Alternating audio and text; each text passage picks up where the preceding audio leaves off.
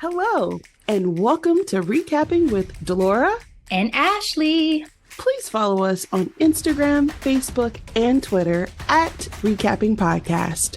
Also, rate, review, and subscribe to our show on your favorite podcast platform. We're on all the things.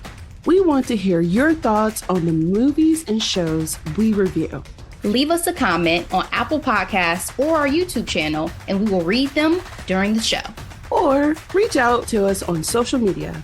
We love talking all things entertainment and pop culture with you. Thank you guys so much for listening. Thank you. Delora, it is the week of Christmas. How you feeling? I'm feeling good. I'm more in the holiday spirit than I was earlier, several weeks ago. You know, I'm happy. It's great. Christmas is here. Bring the joy thinking about. I can't say the bug has fully hit me, but also maybe because I know I'm going to have an unconventional Christmas this year that what I'm excited for is rest. Like I really just am hoping to get some really, really restorative, not just like sleep, but just restorative rest. Rest my mind, my spirit, my heart. Yeah. All the things. That's the best gift that the Lord can give me this year for my birthday and for Christmas. So guys, the day this drops will be my birthday. So hopefully I'm living it up. Happy birthday to you. Happy birthday to you. Happy birthday. You better sing the black version, baby. Always. Appreciate that. But y'all, I'm wishing everybody a healthy, happy, restorative holiday season. We all deserve it. It's been a wild time. Amen. And as a part of that, we're going to sing some hallelujahs with this recap, this throwback recap we're doing today. Holiday film, a Black classic, The Preacher's Wife. This is available to stream for free on Tubi if anybody is looking. It is a 1996 film. Quick summary. A minister begins to doubt himself and is visited by an angel. While the angel is supposed to help the reverend over this midlife crisis, he's distracted by his wife. This is a remake with gospel music of The Bishop's Wife from 1947 starring Cary Grant. First of all, this is the craziest premise. I was like, it's funny because, again, these films, you've watched them when you were young. You don't think much about it. As an adult, I'm like, this is wild. It is what do you wild, mean? but I will always root for Dudley. I'm sorry. I know it's not right, but as Whitney once said, it's okay. I love Dudley, and Henry needed to be shaken and woken up. So this film was nominated for an Oscar for Best Music, by the way, original music or comedy score in 97 for Hans Zimmer's work. It lost to Emma. Okay. Just to give y'all a sense of what was happening. Hans Zimmer is my dude. I can't stress how much he's one of my favorite composers. And obviously there's no agreement with this loss, but it is what it is. Director, the incomparable Penny Marshall. Let's get into the cast. Yes. Whitney Houston as Julia. Denzel Washington in his prime as Dudley. Honestly, again, watching it again this time, I had so much to say. I'm like, looking at the preacher, are you blind? You want your wife to do what with him? Exactly. Okay. Courtney B. Vance as Henry, Jennifer Lewis as Marguerite, Loretta Devine as Beverly, Gregory Hines, may he rest in peace, as Joe Hamilton, Justin Pierre Edmond as little Jeremiah. Reviews, Rotten Tomatoes, 61% critic score, 41% audience score. I don't know what crack y'all are smoking. No, I'm not trying to be funny with comparisons to Whitney, but 78% of Google users gave this film a thumbs up. Delora, what is your grade for The Preacher's Wife? for The Preacher's Wife, I will give this film a B plus. And I only say that because I really did enjoy this film. I actually didn't watch it a lot because I know you've watched this movie a ton of times. So like Every I year. don't every year. Every year. I can't tell you the last time I saw it outside of me rewatching it now, because again, where is it on streaming? It needs to be somewhere so I can watch it and put it in my repertoire. The soundtrack is absolutely everything. Everything. Whitney's rendition of Joy to the World still gives me goosebumps to this day. Okay. Yeah. To this day. And Denzel Washington doing something light and fun. Like this is like post, or maybe around the same time as like Philadelphia, but you know, it's post all his heavier stuff. And it was fun to see him in, you know, in this light, like Denzel dancing bad. Like I find this very hard to believe. You know what I mean? Also, now that we know so much more about Denzel and his faith, I would love to hear him like talk about this again and this experience, because I imagine this was one that he loved just for that aspect, right? To be able to be an angel and play into the power of the Black church and all of that. Yes. Incredible. Yes. And then it's so funny because again, watching him in this film, I'm like, oh, he is such in his unk era now. Like one can forget Denzel in his prime. The Denzel Washington. And the other thing that I thought was funny about this film is how they acting like Jennifer Lewis is old enough to be Whitney's mom. Yeah. Yeah. Fun fact, they were 6 years age difference. She's only a couple of years older than even Courtney B. Vance. Her and Denzel are closer in age. I'm like, what are we doing here? I guess they said black don't crack, so it don't matter.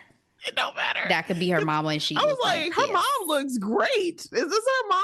Like again, as an adult watching it, I'm like, yeah, her mom. 6-year age difference. It's funny because her actual mama, Sissy, is in the movie, so we see Sissy. We like, do see Sissy. Okay, shout out to her playing that piano.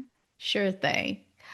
My grade is A+, because again, this is one of my staple holiday classics. Arguably, this and the Santa Claus go back and forth really for number one in my heart ultimately, because they hit different like nostalgic points for me. This is the musicality, the love of Whitney, the power of the Black church. This is leaning into faith during the holiday season, all of that. The Santa Claus is whimsy and childhood love and nostalgia and all of that. So it's a little bit of a back and forth toss up some years between them. But I have to say, I got emotional on this watch for some reason. Like from scene 1 in the church of the choir, I teared up. And I teared up on every live musical number they did in the church on this watch. I have no idea why.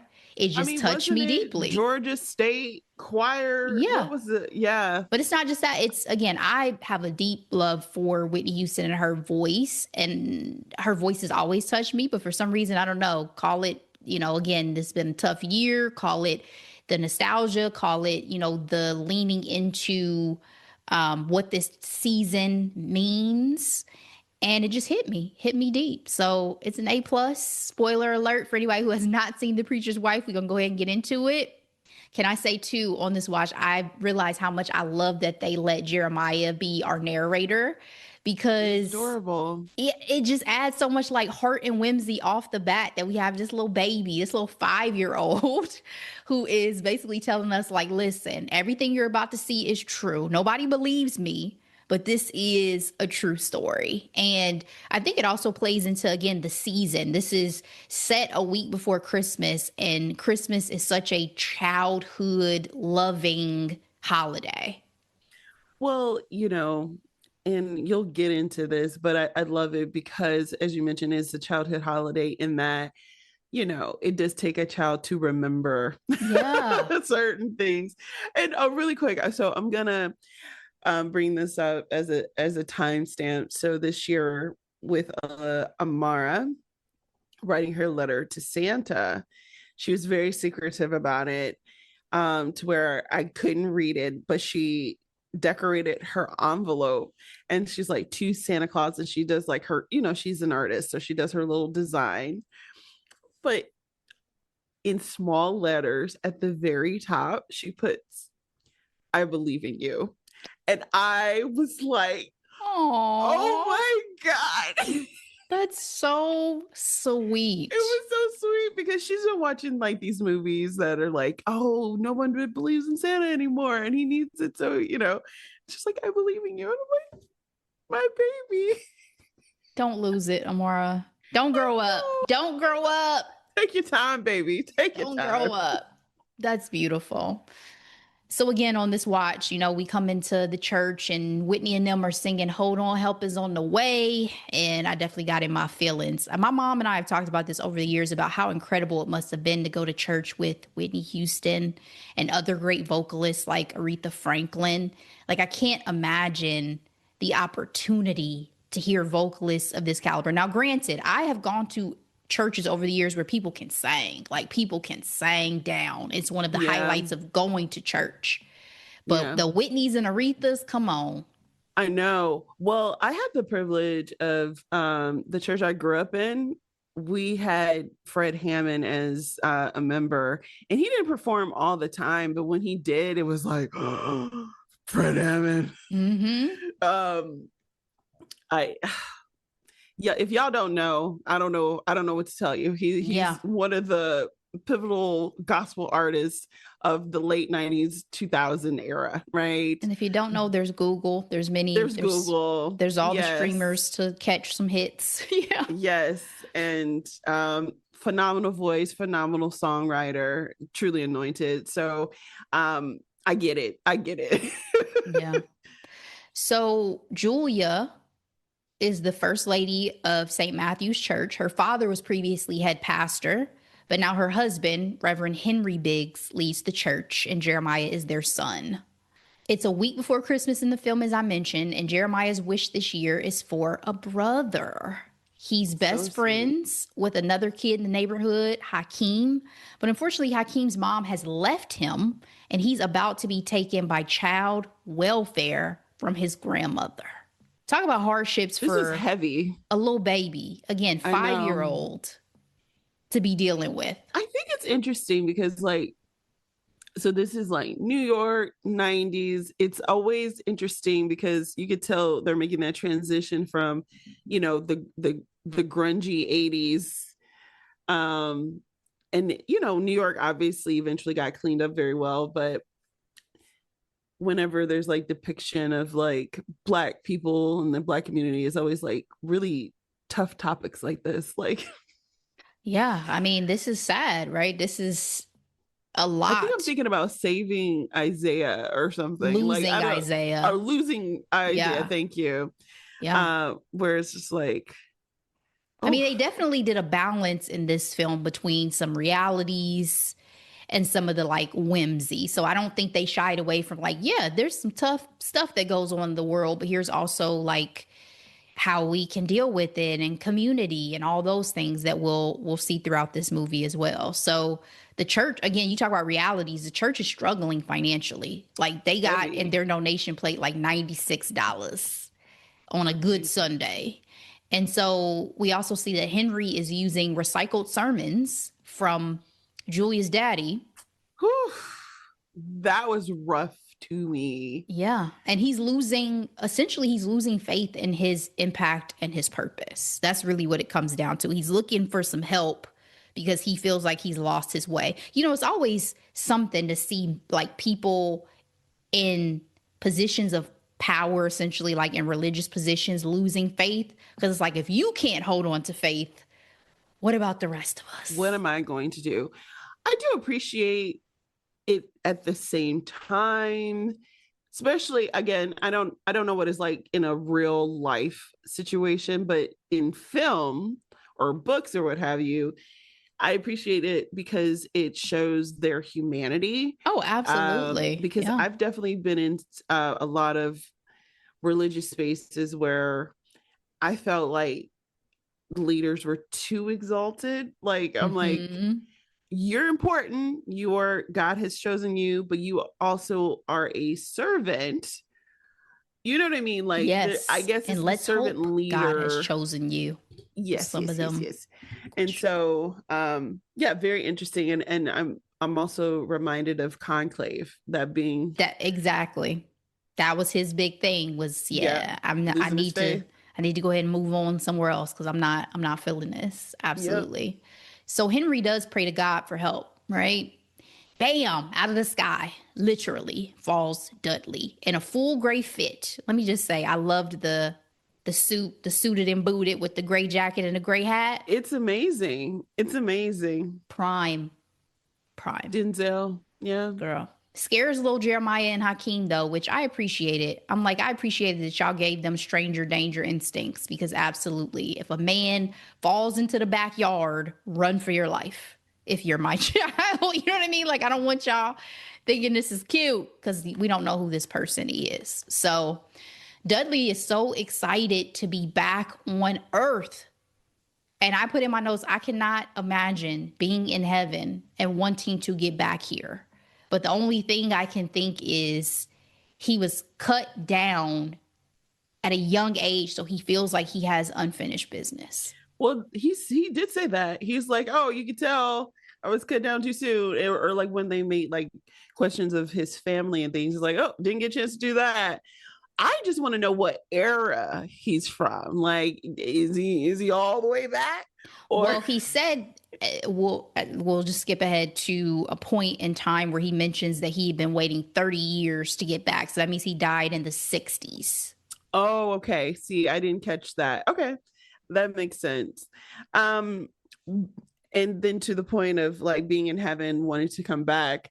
That's what they say, baby souls be like, Lord, I remember you. Just let me Let live. me go one more time. Let me go. And then Well, maybe I've done this one too many times because I feel like if this is it, I'm cool. Like, there's a lot to this living human experience. there is a lot. You said I'm done. So when it's time for me to rest, Lord Jesus, I'm ready to rest. That's all I can say. I will not be standing in a long line waiting to get back here.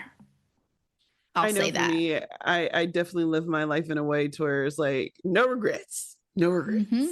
And I mean, again, there's so many things that happen outside of our control. He did not talk about the way he passed. Yes. So I think he said he's not supposed to know or something. no, he's not like allowed that. to talk about it. Oh, okay. He's not supposed to talk about it. So when he meets Henry, he does not play any games. He immediately tells him who he is, why he's there. And Henry was like, the hell are you talking about?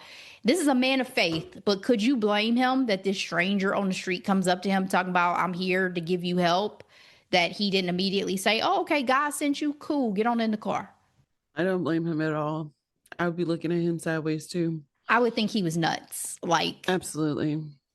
I have faith that there are a lot of things going on, but I think it was just the approach. Like, I'm gonna need you to find a way to do it differently. More finesse. Wouldn't that be in his handbook? I would think so.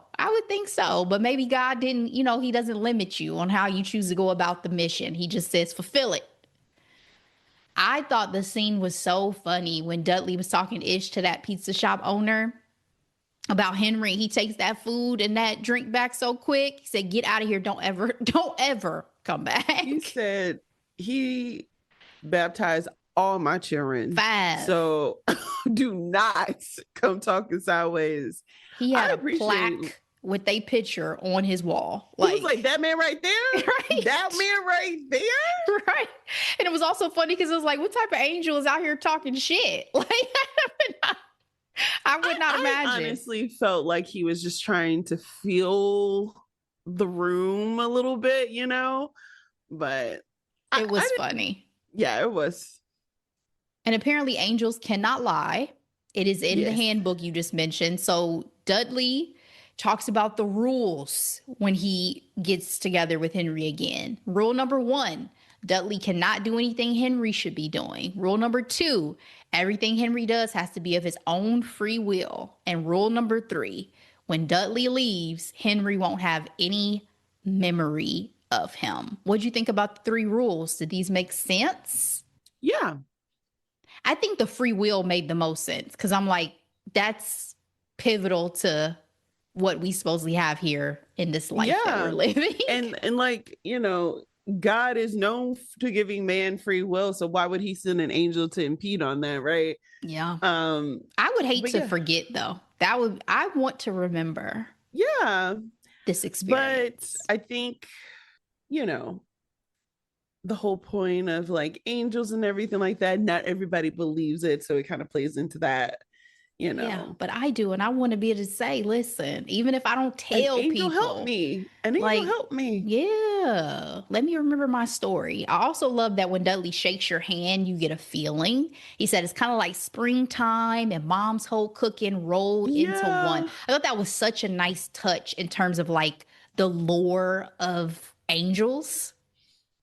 I also liked it too because I like it also due to the fact that it's winter. So everyone's wearing gloves. So when they finally do get to touch his hand, it's a big like, And then whoa. the music that Hans sprinkled in for that moment every time. Yeah, Like every there's certain time. movies that like ring in your ear in terms of like the sounds, and that's one of Yes. them for me. Like in the Mhm. opening number too, shout out to Hans Zimmer. The opening number, as Yes. soon as I hear it, I get a feeling. Yeah.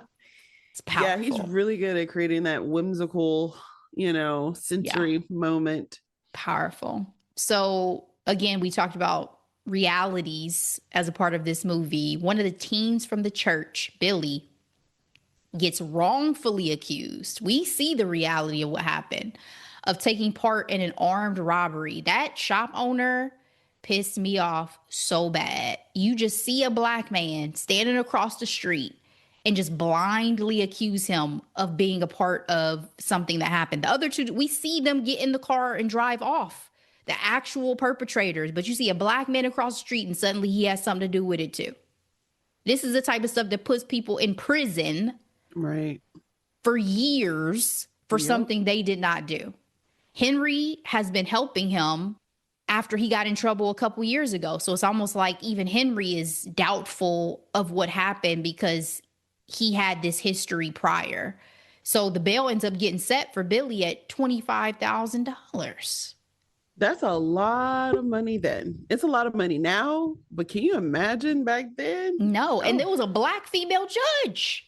I did appreciate in this movie there were black lawyers, black judges, like there were black people doing their thing at all levels. Exactly. That made me Boomerang happy. experience a little bit. I loved it. Yes, Mhm. yes. The first of his kind.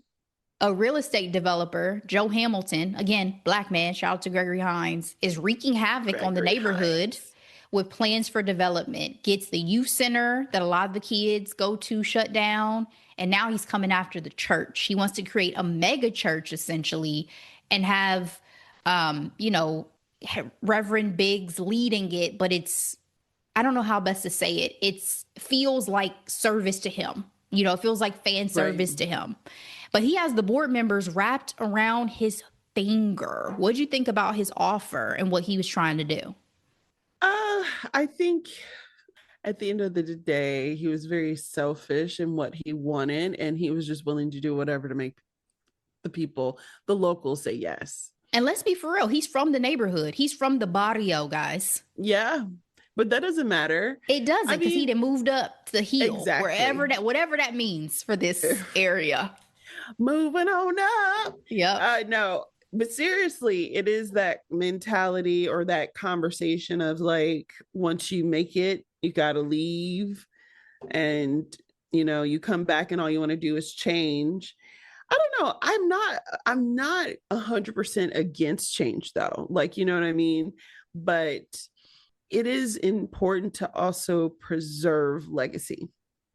Indeed. And, you know, as if everything else is going on hasn't been enough, Juliet and Henry's marriage is like not in a great place. And this is really like a big divide that ends up coming into their relationship. Because again, this is her Absolutely. father's church. It is a staple within the community. We see everybody lives like super close. Like they're literally They houses do like around. I mean, around the that's what a corner. community church used to be. Exactly. And so I think even if it was a good thing to possibly have some change, it's also the intention behind it. And Joe's intentions, from what we've seen, just don't seem to be good. He seems sleazy. He seems like he obviously must have some type of ulterior motive, and it feels like a deterioration of something, right? Like the character and heart of that community, even though the church itself, his structure and model were beautiful. But it's like, am I gonna sell my soul and my community out to have this? It didn't feel good. I'll say that. It didn't feel good. No, it felt I don't want to say sleazy, but it wasn't a good feeling. It wasn't something that everyone could be happy with. Yeah. But he I sold think him. He sold Henry initially. He sold he him. did. But can I say, when it comes to Henry, I didn't like him at first. And I say that to say he was given major Eeyore vibes. One, like, woe is me, ho hum, everything's going wrong. And his gorgeous wife, who is invested in him as well as the community and the church, whenever she tries to say something, he was so quick to interrupt her. Girl, that scene where he literally put his hand over her mouth when she was trying to speak, I said, oh no. Oh no. Ashley. And then, like, time and time again, there was another time when they were going to bed and she made a face like, okay, I guess we'll talk in the morning. That's when he No, put his we will hand over not. her mouth, because he was like, let's talk about this Yeah, later. I guess I was also thinking about that kitchen scene too, when she was just like, what about, and he was like, the Girl. hand was up, not necessarily on her mouth, but it was just like, sir, you gonna be out here talking about how depressed you are, but you ain't gonna take the time to listen to what I gotta say? Yeah. This is my daddy's legacy. This is my daddy's legacy that you are still tapping into, recycling some. Well, that's the crazy thing too, is like, let Julia tell it, her and Henry have known each other since they were in adjoining strollers. You know what I mean? So Right. he has been obviously an integral part of her life, her whole life. But Yes. they like her dad entrusted you with his legacy. His wife and his legacy. I mean, his daughter and his. That is a part of his legacy. They're both the right. church and his daughter. Yeah. Yeah, and again, I just felt oof, when I tell you, I'm like, we wouldn't have been married, because like, you do not shut me up. I have things to say. That's why I have a podcast, right? No, but I just I don't know if it's a sign of the times or something like that. I think it's just supposed to show also like where he is like mentally, because I can't, as we are in the film and talking about their relationship and hearing about their relationship, they obviously had a great dynamic over the years and had a lot of fire in it. I imagine she was, they had a partnership, and I don't know if it's just because of what he's dealing with and he's being spread so thin that it's making, but he's obviously lost sight of like the value of his marriage, the value of his wife. You know what I mean? And that's so apparent. And Julia's feeling it and noting it. And somehow he's not, because he's just so distracted. Like, you don't know that he said this at one point in the movie, it's good to see you laugh and like smile. Baby, you can't remember the last time you seen your wife laugh and smile, and that doesn't alarm you? You know what's also funny about this movie, with it being called The Preacher's Wife? I felt like you really didn't see her shine until Dudley started giving her some attention, baby. Because when Dudley is interacting even with Jeremiah and she's over here smirking and stuff, I said, oh, this is a dangerous game we're playing. Dangerous. But what I imagine, and using this metaphor, is like, this delicate flower has not been given the sun it needs. Sun as in equals attention. Yes. And then as soon as she started getting some attention, she started blossoming. Yep. Yep. And literally my favorite scene in the film, Denzel tried to set up a date for her and Henry. And Henry's like, yo, did you tell her already? I got to go take care of some stuff. You go ahead and take her out. What? This is when I was telling David, I was like, what man sends his wife out on a date with Denzel Washington Exactly. at his prime. Exactly. Girl, I said he's way too comfortable that he did not feel threatened by this whatsoever. Have you lost? I literally have my notes. He's tripping. Like you've lost your mind. Right. So they end up going to Jazzy's, which is actually a favorite spot that Julia and Henry used to go to. It's where Henry proposed. Exactly. And we get a fabulous cameo from Lionel Richie I in the film. screamed. You know, it's so funny because it's been such a long time since I seen this movie. And but whenever like we rewatch like movies, especially from like the 90s or any time really, it's always fun to see people who had cameos, whether or not they were already famous or going to be famous, like just to see those familiar faces. I'm like, I was telling Mara, I was like, that's the Lionel Richie. He is a Music royalty. world renowned, huh?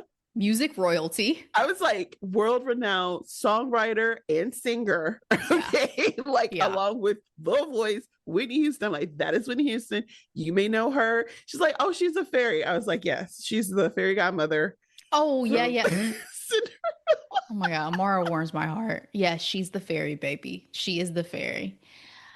The rendition of I Believe in You and Me that we get in this film is absolutely my favorite song from this outside of Joy to the World. Like Joy to the World lifts me up, but I Believe in You and Me hits me in the heart every time. Again, you talk about again, tearing up. I teared up. I'm looking at the background musicians and how they're closing their eyes as they're listening to Whitney Houston sing. Like what Lionel Richie's character says is if you want to know what love really sounds like, here's what it sounds like. I would have fallen in love with Whitney Houston too. This is the scene where Dudley falls in love with Julia. Easy. Gone. And you know, she sang these songs live. Yes. When she did this you film. You can see it. You can tell. Yeah. Love you, Whitney. So they come back. They've had a good old time. They keep keying. Henry pop on that light. Henry, what were you ever thinking that you thought that it would be safe for your wife to go out with this man for a night on the town? Especially, where'd you think they was gonna go? The fact that he's been ignoring her for, we don't even know how long. We only seen the week before Christmas. This man, the way he kept shutting her up, I'm like, who knows how long he's been neglecting her? And then it was the little boy when he was like, oh yeah, Dudley and mom were talking about underclothes. He said, I think she wants to go to bed. He said, excuse me, young man. The sleep nights. Yeah. 90s. She was looking at a little nightgown in the window. Oh, okay. When they went ice skating is when it was game over to me. I have in my notes, it was literally, a wrap. If Dudley was a regular man, Henry would be divorced. And I feel bad, but Julia would have had a fantastic second marriage. Like, because Dudley was happy to be here. You know what I mean? Like, Dudley was like, would have treated her like a queen. He already cool with Jeremiah. So, like, I see. Like, and I think it would have been amicable. Like, we grew apart of each other. Yeah. You know, love you, Henry. Known each other so long. Gotta go. Because honestly, that's the complexity when people are together when they're so young. It's like, can you grow with one another? And sometimes people can't do it. It's no. Yeah, it's no. Her mom clocked it real quick. A woman's intuition is always on point, though. She said, go ahead and walk me on across the street. Listen, and the thing about what I love is the Black mama will tell you about yourself, too. Yes. Like, she was like, okay, I see what it is. Why is my daughter cheesing this hard around you? Like, girl, she was at a loss for words and everything when they came back from that ice skating, because you saw the scene where, like, it was a lock. And I was like, oh, I was like, first of all, where's the baby? Where's the baby? He all right. He drinking his little hot chocolate. He don't know his mama over here falling in love. He don't know. And so finally Henry is getting up to speed too. You know, he's like, I am not an idiot. Stay away from my wife. And the mom tells him, like, you charming, you go charm somebody else. So, you know, was it inappropriate? Yes. But did it give, to your point, Julia some spark that it seemed like she needed in her life, some joy? Absolutely. And let's be for real, Dudley's presence also ultimately helps Henry because Henry realizes what was important: family, fighting for Billy, who he was able to finally get his charges dropped for, changing his mind on Joe's offer. Like, none of this would have happened without Dudley. None of it. And I think the thing about Dudley that makes him attractive, and don't get me wrong, Harry has the same traits because he's giving, right? He's giving of his time. He's a servant leader, something that I think is important for the role that he has. But yeah, Dudley's enthusiasm and willingness to like sit with you, listen to you, that goes a long way. It goes a long way. Yeah. Yeah. Yeah. Like he listened to her, unlike Henry. He was so quick to shut her up every Again, he time. just lost sight of what was important. I understand when you have a lot going on, a lot. Life can be busy. He's a pastor. He's trying to support the community. He's doing a lot. But your wife and your son should be as important, if not more important, than everything else that you have going on. So to have lost sight of that was definitely a tragedy and something he needed to be woken up from. So Joe ultimately wasn't ish. Like, he had bought the mortgage to the church. So even That when was Henry comes crazy. back and is like, yo, I've changed my mind, he said, it don't matter. I own the mortgage. I'm tearing it down. I'm putting up a mall and tennis courts. I'm gentrifying the neighborhood, essentially. So the thoughts and feelings from earlier in the film, 100% accurate. He never had good intentions. He was really just trying to move Henry out of the way. And how you gonna do that to like the black church and the community? He was self-serving as well. Jesus. So Joe ends up deciding to come for a visit to St. Matthew's on Christmas for their Christmas service after a visit from Dudley. I have in my notes that I feel like Dudley coming to visit him on Christmas Eve was like an homage to A Christmas Carol or Scrooged, because it was Yeah. about like changing the heart of the heartless. Yeah. Because when he does come to church, like, you see that flip, you see the power of the black church and how the sermon resonated, how the music resonated, how he gets up out of his seat, claps his hands, feels that joy, feels that spirit. And by the end of that service, decides not to tear down St. Matthew's, which is amazing, right? I don't want to say that Henry had lost hope, but I don't think he expected to have that level of impact. So that was beautiful. Why do you think I it was agree. important to Dudley to say a real goodbye to Julia? Because he didn't do that with Henry. Because he was in love with her. Like I want to make sure you know. And granted, you know, he did it for himself. He did it for himself, but also he gave her that gem of, what do you do when the fire goes out? That question she had asked him, and he said, you don't let it. So despite like him really truly falling in love with her, his mission was to help and to be of service, and not just with Henry but also with Julia. So yes, I think it was self-serving a bit to go and say bye to her, get that little kiss on the cheek. You could tell he was like, oh my god, if only. Like, but he needed to have that closure with her as well to help solidify what his purpose really was to be there. But So what I will say is, what was he actually doing that would fall in love with the preacher's wife? he couldn't help himself. I guess it was the power of Julia. He couldn't help himself. And A as he mess. said, once his job was done, they forgot all about him, except for Yes. little Jeremiah, which I love because that plays into the idea that like kids have that special connection to like the other side. You know what I mean? And Jeremiah also got his wish, and Hakeem joined the family permanently. So sweet. That made me happy. And it was such it cracked me up because he was like top of the movie. Oh, what do you want for Christmas? Little brother or a brother. And so Christmas wishes came true. My it favorite did. line to wrap up the film: just because you can't see air, it doesn't stop you from breathing. And just Mm, because you can't see God, it doesn't stop you from believing. I recite that quite often. I don't doubt that.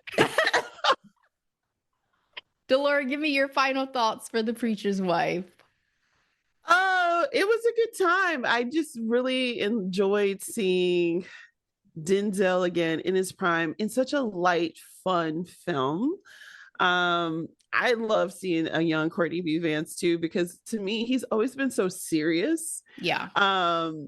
The other thing that I love is just how small Black Hollywood is. Again, why is Jennifer Lawrence Whitney's mom when Jennifer they Lewis. all could be like siblings because they're not far in age at all. You got And Loretta then Devine, who Loretta Devine from Waiting to Exhale. Right. I was telling Dave, I was like, how cool this is. Like, Winnie worked with Angela first and then her husband, you know what I mean? And Loretta came on this side. I feel like for some reason, Jennifer Lawrence was in freaking Waiting to Exhale. I don't think she was though. No, but I feel Jennifer like they got her playing because she named her memoir like Hollywood's mom or something like that. But I feel like they really did have her playing a mom way too young.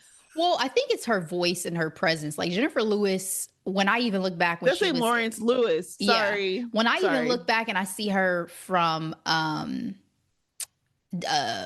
different world. No, from a different world. And I'm like, even when you were young, you had this voice and you had this presence that definitely gave like older authority figure. Loretta Devine was also in a different world too. She was it's all I love this universe, you know. Indeed. I wanted to ask, it was made note in the movie that Dudley didn't have wings, which I actually enjoyed. Were there any other like angel stereotypes you wish did or didn't appear as a part of like Dudley's character? So the thing that I thought was interesting about Dudley as an angel, one, he did seem a bit clueless. Like, again, you're gonna show up and just start telling people who you are. Like, I imagine angels being very aware and very into the mystique of it all, right? But he was very much like heart wide open, leading him, you know, in this journey. In terms of wings, wings is fine. I didn't need for him to have them or anything like that to justify who he is. I'm trying to think of just angels in media in general.